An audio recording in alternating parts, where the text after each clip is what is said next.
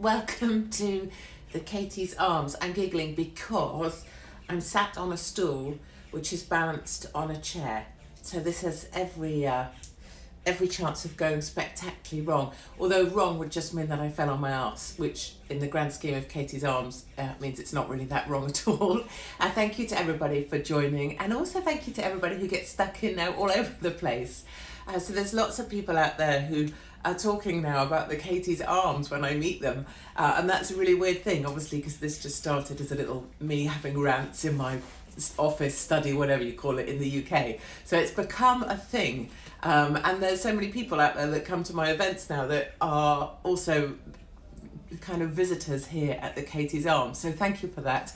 And just as an explainer that I try and give kind of quite often now, that this didn't start because it was like about my arms. That wasn't the thing. I'm not that vain. I mean, I'm an arsehole. I'm not that big an arsehole. Well, that's what I always answer when people ask if I'm going to go into politics, which is like, yes, I'm an arsehole. I'm just not that big an arsehole. So the Katie's Arms didn't come about because of my arms. It came about because pubs in the UK are generally called Arms, or they used to be. So they used to be called things like the King's Arms or the Queen's Arms or whatever. And I think that related to the shield, as in the wooden shield that people used to have, right? So that's why this became the Katie's Arms, because it was a pub for us all to come to at a time when we were being locked down as hard as, you know, freaking some major drug dealer from hell, although they don't get locked down anymore in America. So that was the reason for the Katie's Arms. And now we continue because, well, frankly, the world's still gone to ratchet, and it's good for us to be together and remember to laugh. Because, of course, one of the things that's happening throughout all of this is people have lost their funsies because we've forgotten. Everyone's being so deadly serious about the fact someone may drop dead any second, even though realistically nobody's dropping dead anywhere other than someone who was probably quite old and it was time for them to drop dead anyway.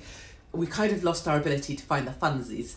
Also, it's a lot harder to find the funsies when all you can see of someone is their chuffing eyeballs, because you're not quite sure if those are funny eyeballs, although mine are quite funny. Also, mine slightly veer off now to different directions, as is pointed out for me kindly by people who are less than supportive. I don't know if it was to do with my brain surgery or whether one of my eyeballs, I think it's this one, it does veer off a bit. Can you see? I don't know if you can see or whether they're doing it now, but this eyeball here does veer off a bit. I like to think that my left eyeball is kind of, you know, just is a bit like me. Like when my left eyeball gets bored, it just thinks, well, sod this, I'm off. Just piss off. So if I'm trying to look at something and my left eyeball's like, whack this, I'm going, it just goes, yeah. And I'm not certain if it came about because of my surgery on my head. So many of you will know that I had kind of epic levels of brain surgery. And I don't have a top of my head anymore. So it's one of the things we're going to do when we have a Katie's Arms together, is I can do a really neat party trick where you can feel my brain here, and I can make my brain, if I clench my stomach muscles, I can make my brain move. So I can let you feel a brain and I can let you feel a brain move. But I wonder whether when they went in there and chopped around, whether they moved my left eyeball a bit. Like maybe the surgeon got a bit bored or a bit clumsy and was like with his thumb and that sent my eyeball off. You know, this is just medical theory, which, given the fact that most medical professionals seem to be talking out of their arse these days, is as good a guess as anyone. If Fauci told me that someone had stuck their thumb in my head and moved my left eyeball, I wouldn't believe that little bastard either. Never believe anyone just because they're wearing a white coat. Remember that whole thing, the Katie Hopkins ethos. Just because someone has a uniform doesn't mean they get to tell you what to do. Just because you put a uniform on in the morning doesn't change who you are on the inside. If you get a badge, it doesn't mean you're important. And I give you the example of council workers, anybody paid by the council.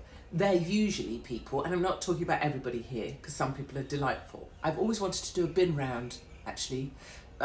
Bin collection day. I've always wanted to work the bins. I need to sort that out when I get home. I need to find a local council guy who will let me ride his bin lorry with him, because it always looks kind of like fast and muscly and busy, and it's done first thing in the morning. I reckon you're home by about 1. So, Shit, I just lost my things I wanted to talk to you about. I've got to go and get them. Hold on, this could be quite the disaster because I'm balanced like a little egg on a cup. Okay, I suppose I could have just talked about freaking anything as I normally do. Right, that could have gone wrong, but it didn't. Yes, I've always wanted to do the bin round. But anyway, my point is that if you work for the council, basically your job's quite cushy because you're paid for life, you get a huge fat pension. You can turn up. Most people that work for the council are typically quite overweight because it's quite easy, and they wear slip-on shoes. Nobody should wear slip-on shoes to work. That's not a thing.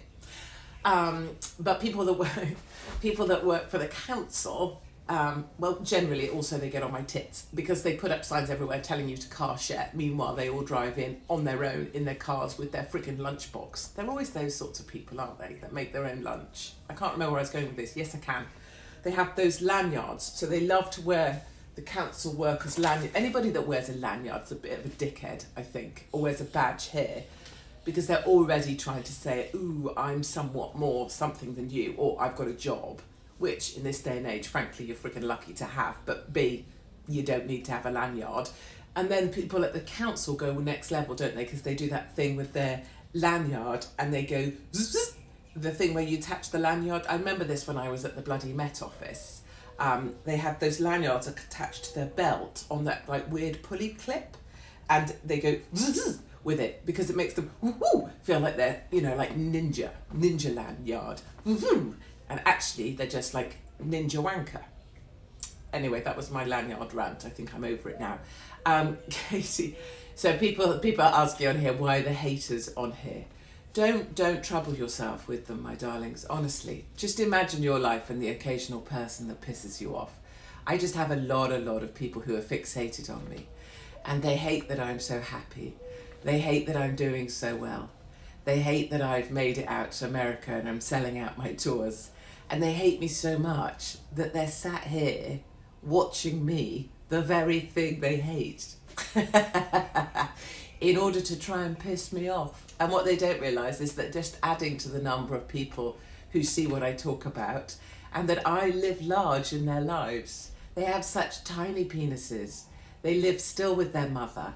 They never get to go out. Their most exciting moment is when they're gaming on a sticky keyboard or having a crafty wank in their mum's spare room.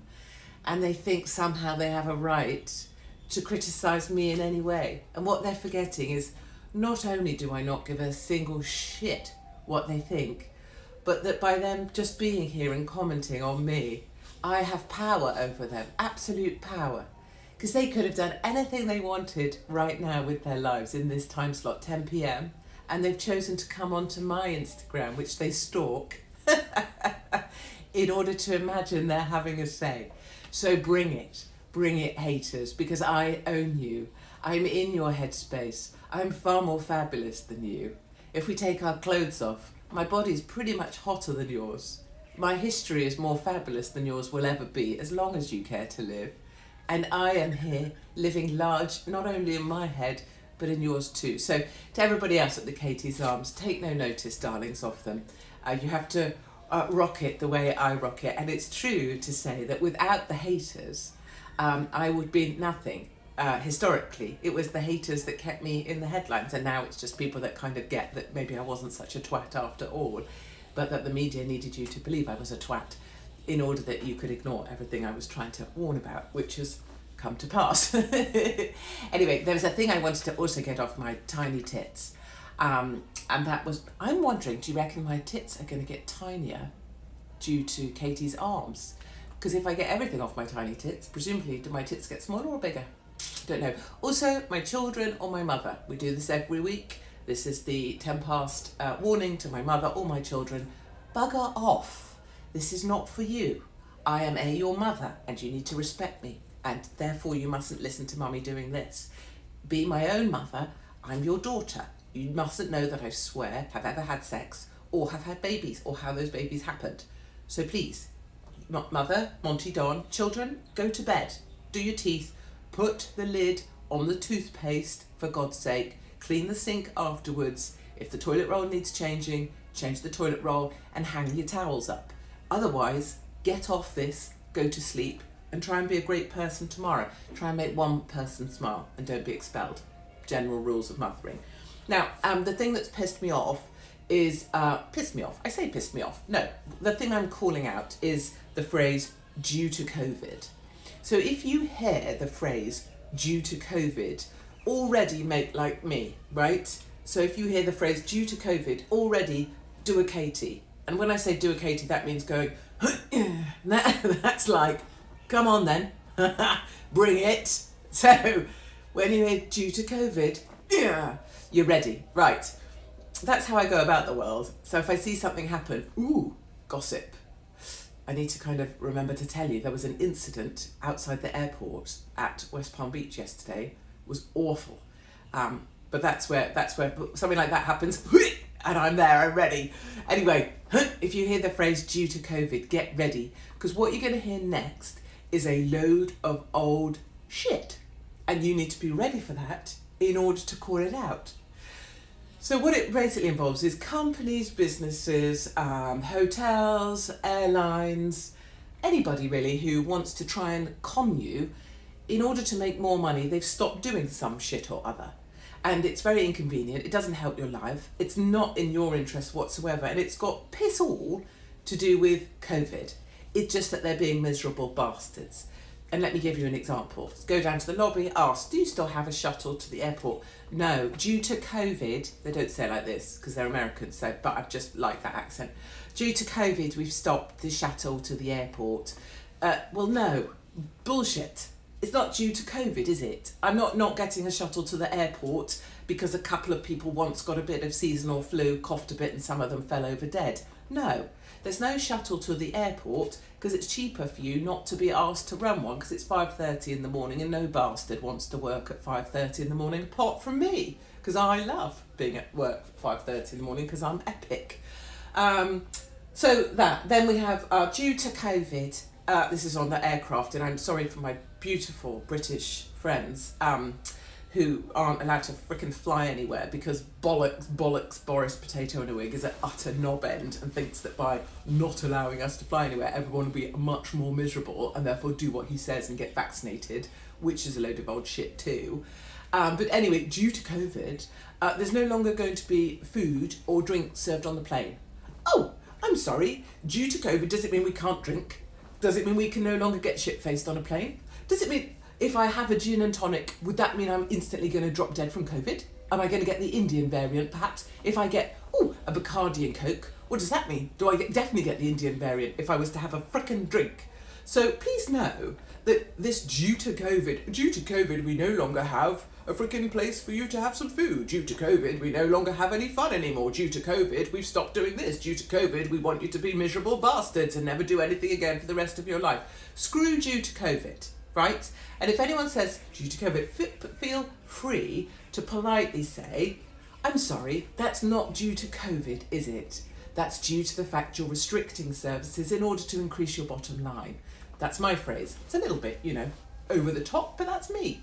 And I will just say, frickin' American Airlines, all of your air stewards, lazy bastards. You've turned into lazy bastards. You've decided that due to COVID, you're not going to do piss all for a flight and you're going to sit at the back in your polyester uniform and you're not going to serve anyone shit all. Well, I see right through you little chubbers because that polyester uniform is getting a lot tighter than it used to be, and when you finally do a walk up the aisle because you've absolutely been obligated to go and blow the captain or whatever it is you got to do, you are charging enough electricity to set off a chuffing lightning bolt down the aisle because you need to be moving your chubby little arse and give out some goddamn drinks and beverages, whatever the shit that is, and stop being a lazy bastard due to COVID. Okay, feel better. The other thing, Prince Harry. This is a plea from the Katie's Arms for Prince Harry to stop being a dickhead. Now look, I forgave the fact you're ginger because I'm a kind and caring person, because I'm an excellent bird, and because you served in the military at one point, or at least you wore some camos for a bit and did a bit of running to camera, which was epic. Loved all that shit. And you used to go out with a hot South African who had blonde hair, brilliant tits, and how you didn't marry her, that would have made the ginger thing okay, because you would have had a hot blonde wife. So, okay, you screwed all of that. But now I'm pissed off with you being ginger because you're now also being a twat. And you don't get to be a twat and ginger. Like, that's just too much. Oh, have I got... No. Just checking my teeth while we're doing the Katie's Arms, just checking. I did actually have homemade soup today. So these darling people that have me come speak, a lady made me homemade soup. I don't know what that, I think she thought, I think people want to like heal me or restore me to full health. It was so nice as well. It was like being home. It made me feel really at home, and that's so cute. Back to Prince Harry, not the homemade soup. So Prince Harry now is criticising America for their First Amendment. He thinks that the freedom of speech that you have here in America is utterly mad. I tell you what, Harry, here's a plan. Not only are you going to be a ginger and a twat and marry trailer trash and then completely hook up the royal family, I know, why not shit on America as well? What a brilliant, brilliant plan. Nice one, Harry. Crap up on the UK, where you used to have a home but no bastard wants you there anymore, and now you've moved to America, shit on their doorstep as well. That's like, you know, on a scale of 1 to complete ginger twat, you're verging on like an 11 there, Harry. You know, Jesus. Anyway, the First Amendment is a truly glorious thing, and the only thing I love more than the Americans' First Amendment is, of course, their second, which means you can own a weapon. I've been on the range this week firing semi-automatics and handguns, and there is nothing quite like the feeling of firing a weapon and hitting a target in the throat. I'm a big fan of the Second Amendment because it protects the Americans' right to have their first, and at no time in modern history has there ever been a greater weapons cache across the great states of America, and it gives me great joy and delight to know that. Florida, by the way, people are asking me where to live in America. If you can come to Florida. This is now known as the Free State of Florida. If you need a name to look up, Google the name DeSantis, the greatest living governor in the states of America. He has overturned the right for Black Lives Matter to be utter twats on the street. He is restoring election integrity by suggesting people need to show who they are to chuffing well vote. And every new day he comes up with another goddamn reason to protect the freedoms of this great nation. So the plan is to come to Florida. Do not come to Florida if you vote blue. If you voted for Democrat, British Labour, stay where you voted for that shit. You made that mess, and rather like a small child in a diaper or a dog that's just pissed on your carpet, sometimes they need to have their nose rubbed in it. You stay in your blue state where you voted for bullshit. Don't bring your bullshit blue to red states. If you're a homeowner in the States, please, please, please, if you live in the red state of Florida or Texas, do not sell your home to a Democrat. Now that sounds racist. It has suggestions of ethnic cleansing, I'm sure.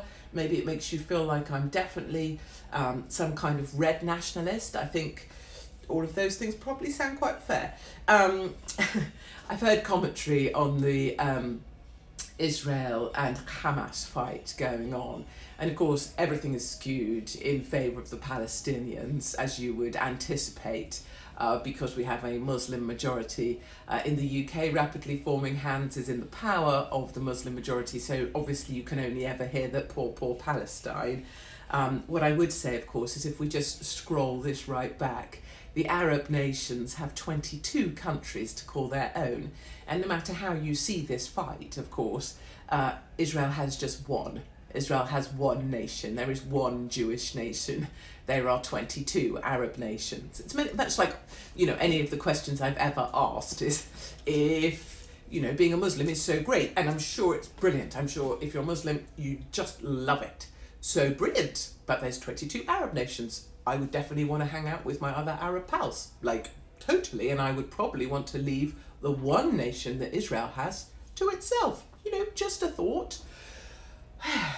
Also, you know, Hamas are terrorists.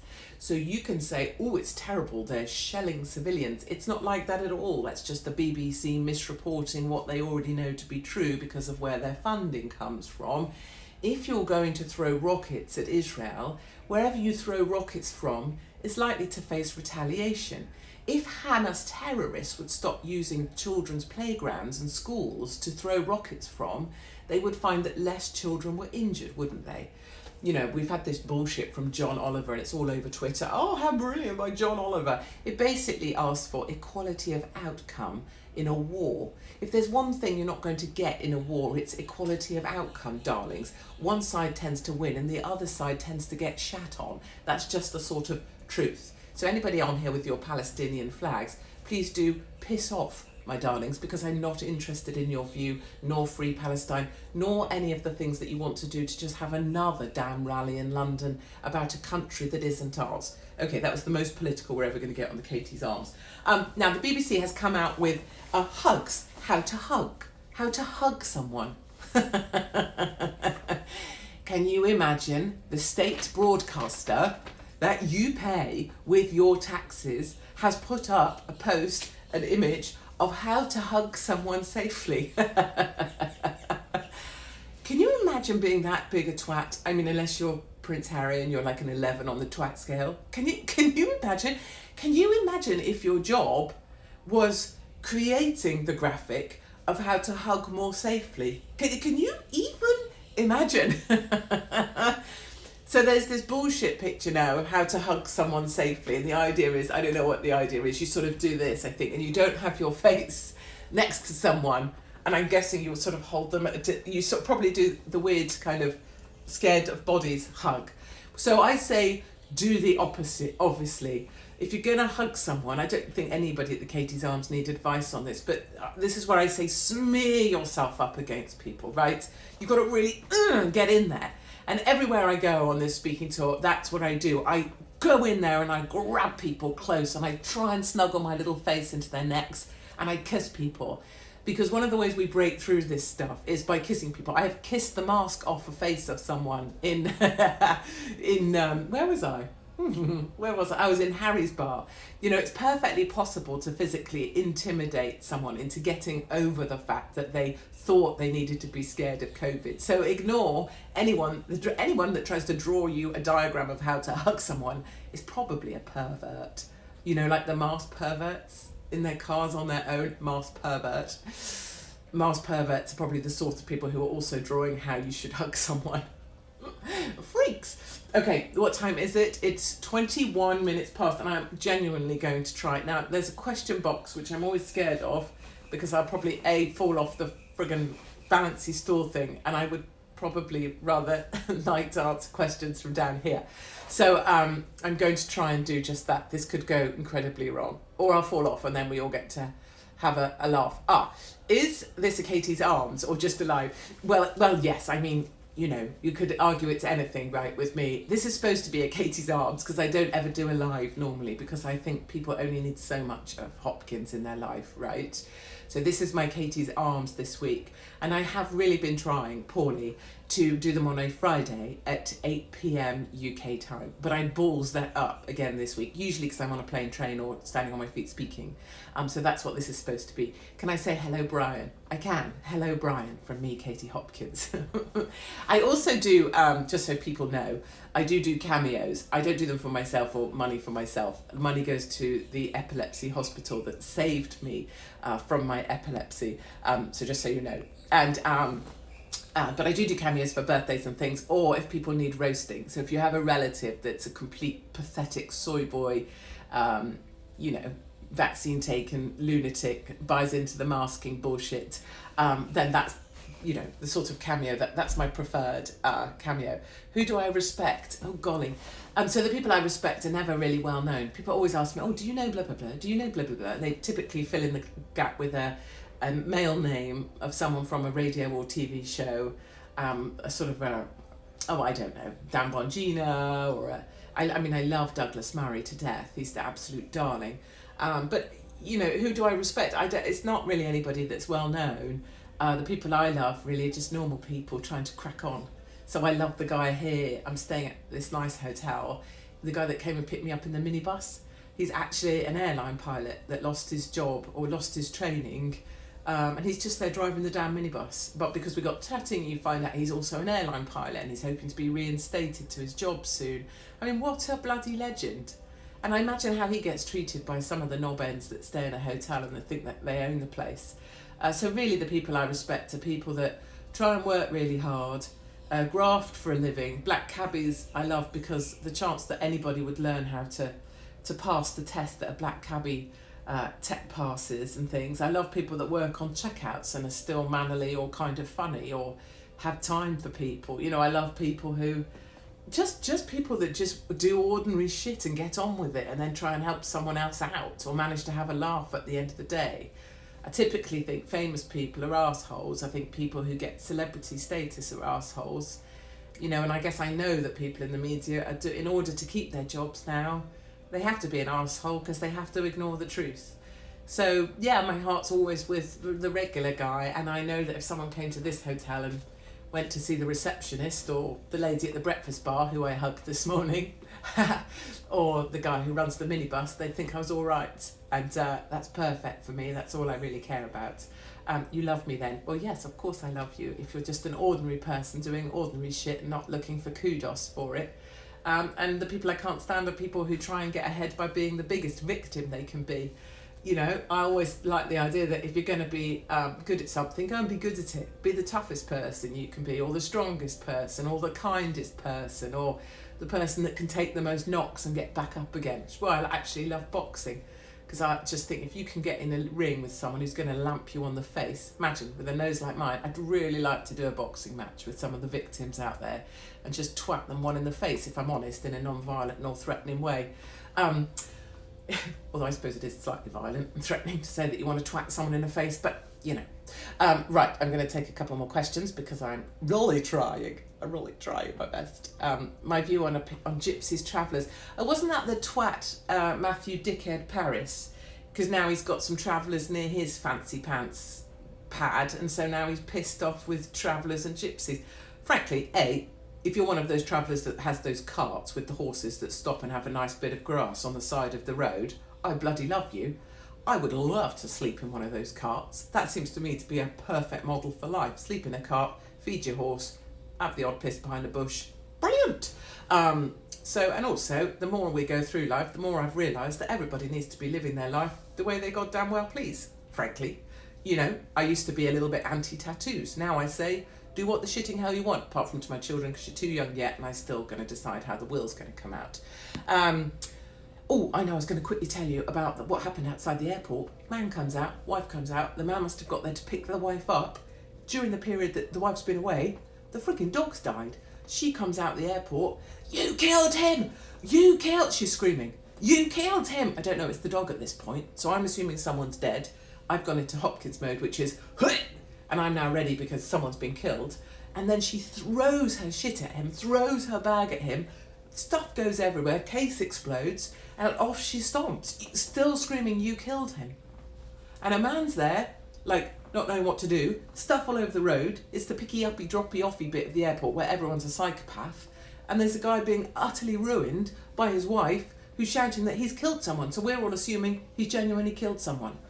So obviously I go in there to try and sort it all out, get the man into safety, get his shit picked up, get another man to move his car so that we can get his stuff cleared up, stop the man from losing his shit, and work out if he's actually killed someone. Turns out all he's killed is a dog, which I mean is sad, but you know, in the grand scheme of things, the dog died. Possibly there was an issue with the dog. Either way, it hasn't gone too well. I hope that guy's okay. Thank you for thank you for all the and also whilst I was about to move the car with a man in to get the shit from under the car that had thrown there, the bonkers man who'd just been shouted at by his wife for killing the dog started to make a move to go under the car to get the shit that was under the car, and I thought he was going to get freaking well run over, at which point we would have had 2 people dead. Anyway, that's just my average day. That happens in my average day. How does that happen? So my darlings, dogs are for killing. That's a bit of a Chinese slant on that one. Imagine going to that festival where they boil dogs alive. Oh my God. What did Prince Philip, God rest his soul, said? If it's got 2 legs and it flies but it's not a plane. If it's got 4 legs and it's not a chair. If it swims in the sea. No, if it swims in the sea but it's not a submarine, the Cantonese will eat it. I miss Prince Philip. Right, thank you. Can we get married? I can put you on the list, and you wouldn't want to be married to me because I'm a huge pain in the arse. I snore, 100% snore, and that's awful. I sometimes when I cough, I wee. That's not good. That's just, you know. Sometimes when I run, I wee as well. Just so everyone knows. Just have to wait for it to dry off. So this idea of what you want to marry, even I don't know what you're looking at, 'cause it's not great. You definitely don't want to be married to it. I'm a complete arsehole. In fact, I'm sure, you know, I've just been talking to my children, and they're like, yeah, we're looking forward to you coming back. We're also, you know, quite enjoying our life without you. So it's kind of you to offer, but the truth of being married to me is that I'm a bit of a dickhead, really. Okay, that's it, I think, my love. So listen, we'll try and do this again next week, and well, we will do it one of these days. I will try and make it Friday at 8 p.m, but honestly, I don't know where I am. And wanted to say as well, thank you for all the kind comments about me being on War Room. We're going to go back, I think, and try and do a special with Steve Bannon. And I'm going to try and clean up Steve Bannon. It's going to be a challenge.